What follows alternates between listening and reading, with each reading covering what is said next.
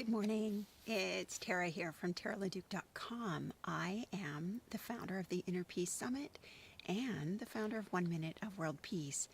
And this is another episode of the Cabin Oracles.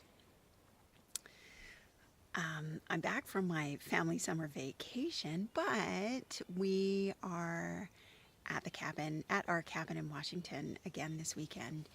It is early. It is about 8 o'clock on a Sunday morning, and I've been up for a couple hours. And I don't know if you can hear the background noise that's going on. It's squirrels. It's squirrels. They're collecting cones. I actually got up because it was so loud. I was like, what is happening out there? And squirrels are dropping green cones on roofs, and it sounds like I thought Civil War had finally broken out in Washington. But anyway, if you hear the background noise, it's the squirrels. They're out of control. Anyway, for this episode of the Cabin Oracle, I'm back to reading a book, and this book is amazing. There's the author. So it's called The Art of Money, and it's by Barry Lyndon. And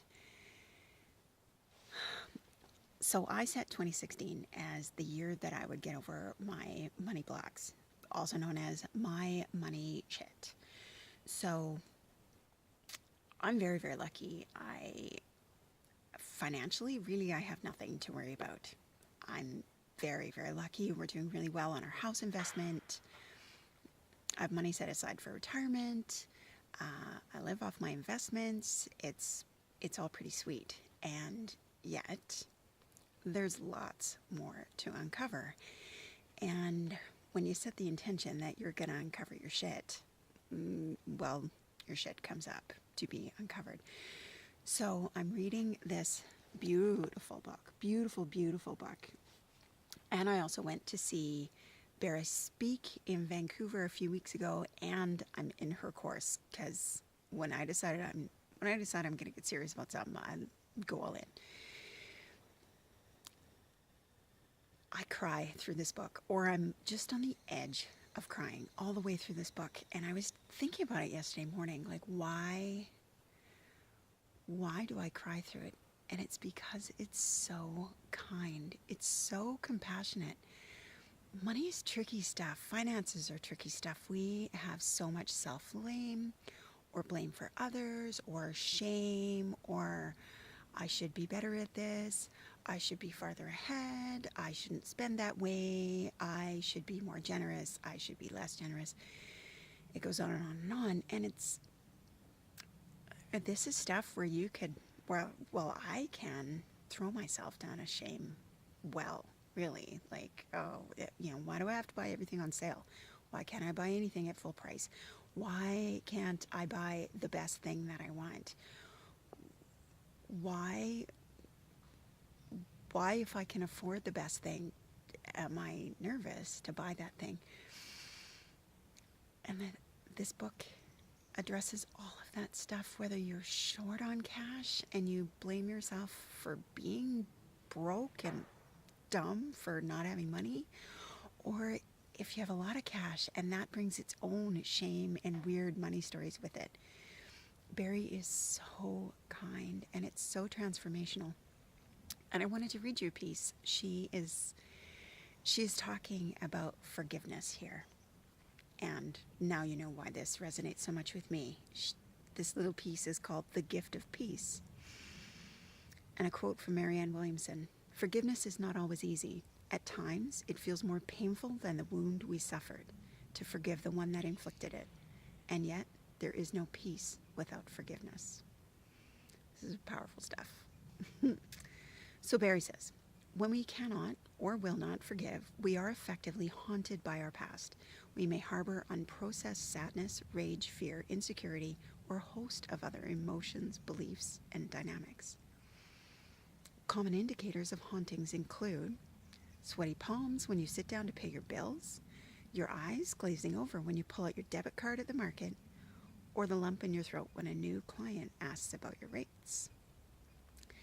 As I learned when I did grief and hospice bereavement work, Like, can you even believe that? This woman is a financial therapist and she started in social work and grief and bereavement and moved into money. Nobody links these ideas together. It's huge. Anyway, little aside by me.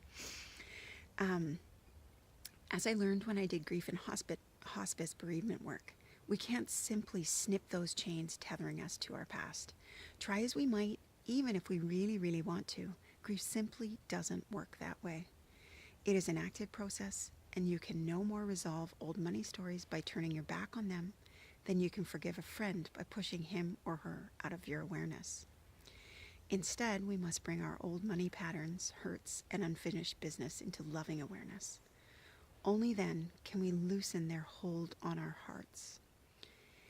And then she speaks a little bit about a woman named Clarissa Pinkola Estes, who wrote on grief and descaños.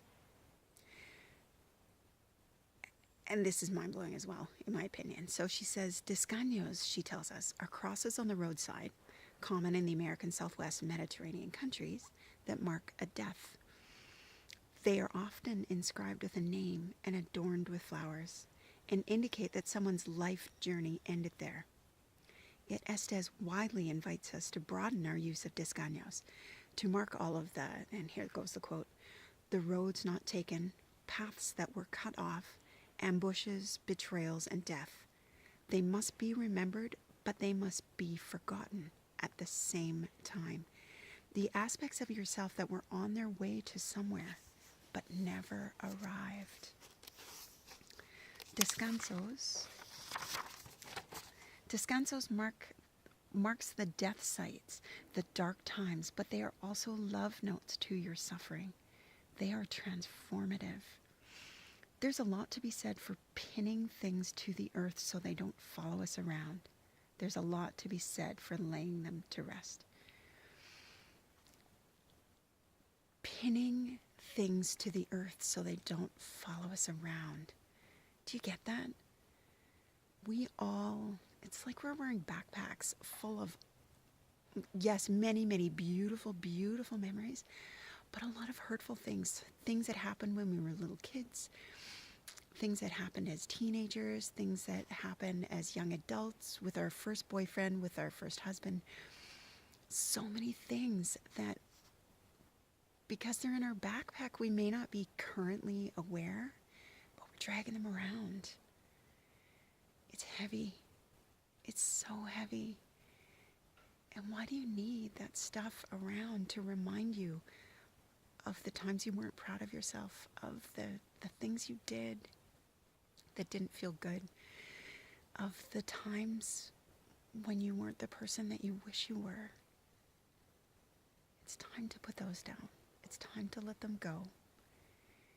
And this concept of noticing them, marking them, honoring them, and then pinning those bad boys to the ground so they can't keep hanging around at the end of your cloak. This is powerful stuff. Oh my God, it's blowing my mind. It really is. This is deep, deep kindness to yourself. This is powerful compassion. And if there's anything we need to create inner peace, it's compassion for ourselves and compassion for our partners. Maybe you're with someone who has some old money crap. Maybe you're with someone who has some debt or an old bankruptcy. Maybe that's you. Maybe that's someone in your family. Maybe you're still carrying around stuff that your parents taught you that feels uncomfortable at best and really, really limiting and horrible at worst. And maybe it's time to do the deep work, to process it and forgive it and pin it down to the earth so that thing is not a ghost following you forever. So I want to remind you, today I'm reading from this beautiful book, The Art of Money by Barry Tesler, and I can't even tell you how much I recommend it. It is a phenomenal book, and it's blowing my mind. It's blowing my heart right open. My name is Tara from TaraLeduc.com. I'm the founder of the Inner Peace Summit and 1 Minute of World Peace. And this has been another episode of the Cabin Oracles. Have a beautiful day. I hope you find your peace.